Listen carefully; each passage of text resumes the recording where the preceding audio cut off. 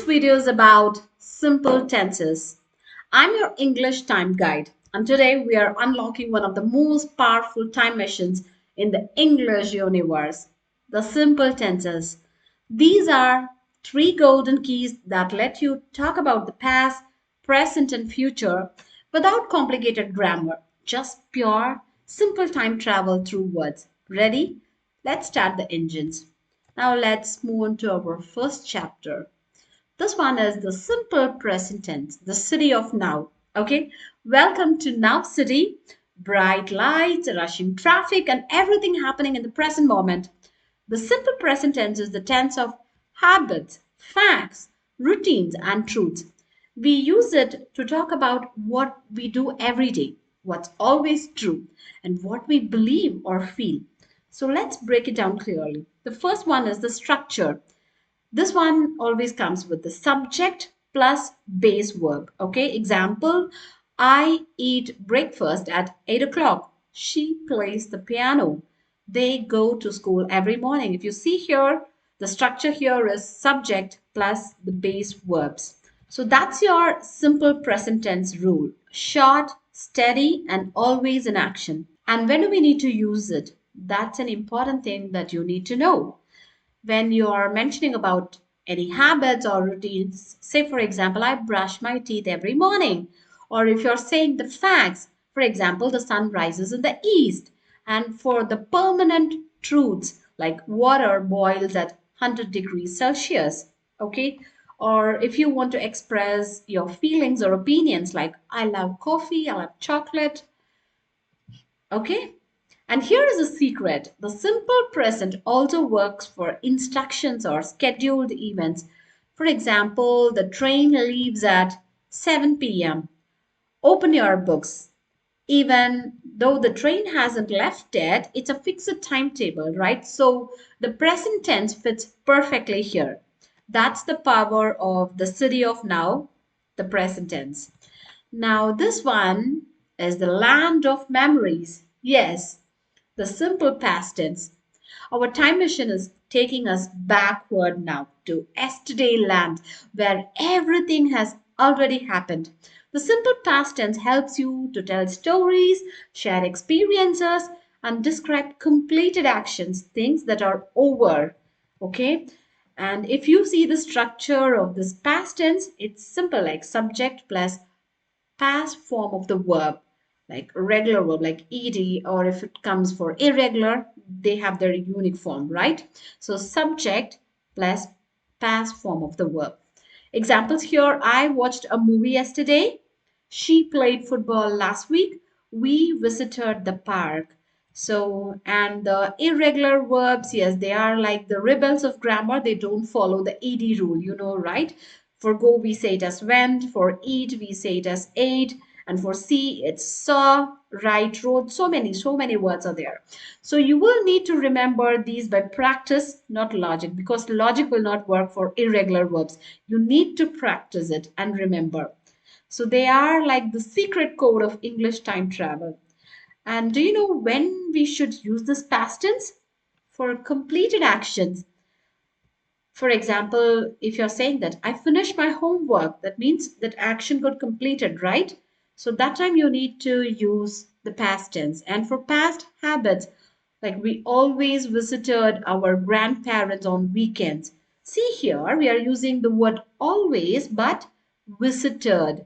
So that means it was a past habit, not at the present. And stories, like once upon a time, a little boy lived in a village. So mostly we use it for the story purpose. You can use yesterday, last night, last week, long time ago. All these words signal the past. Okay, now let's move on to the world of tomorrow. Now it's time to zoom forward to Tomorrowland, where everything is about plans, hopes, and predictions. This simple future tense lets you talk about what will happen or what you plan to do in the coming time. And here is the structure like subject plus will plus base verb. So, you know, when it comes to future tense, it's always will. So I will study tomorrow. She will visit her cousin next week.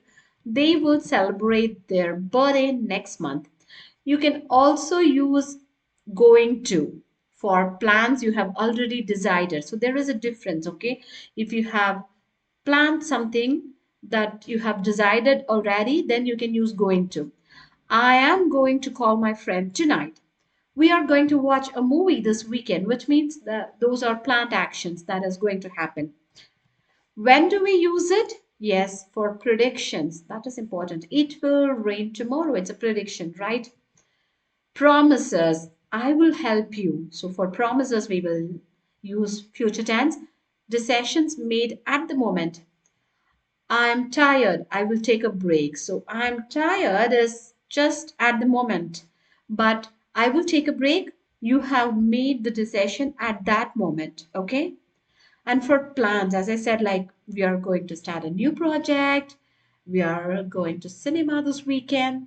So remember, will equal to quick decision or prediction. Going to means it's a planned action. In the world of tomorrow, your words build your future. Now let's move on to our practice question. It's time for us to practice. If you want, you can just pause the video, try to read the questions by yourself and guess or try to identify it correctly. I will not say guess. You have to identify which word will come here, whether it's a past tense, present tense, or future tense based on the context. Let me read it for you. Every morning she dash, in the bracket, drink a glass of warm water before breakfast. We watch the northern lights when we visited Iceland last winter. I'm giving you a clue. Try to look for the keywords in each sentence, then it would be really easy for you.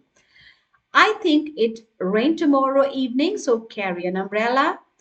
They dash meet their grandparents every Sunday. He forget his keys at home yesterday.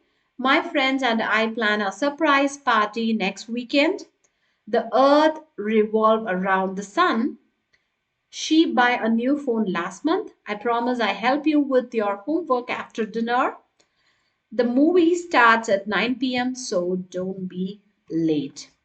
Okay, I hope you have identified whether it's a past tense, present tense, or a future tense and how to change the verb accordingly. Let's move on to our responses.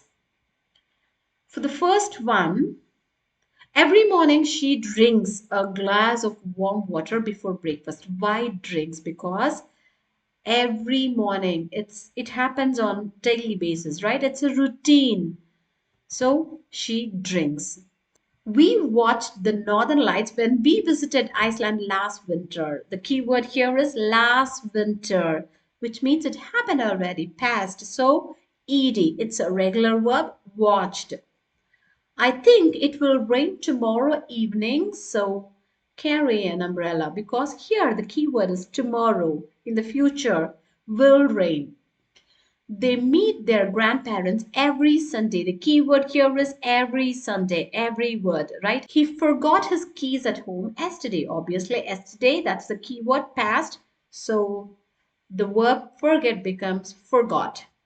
My friends and I are going to plan a surprise party next weekend.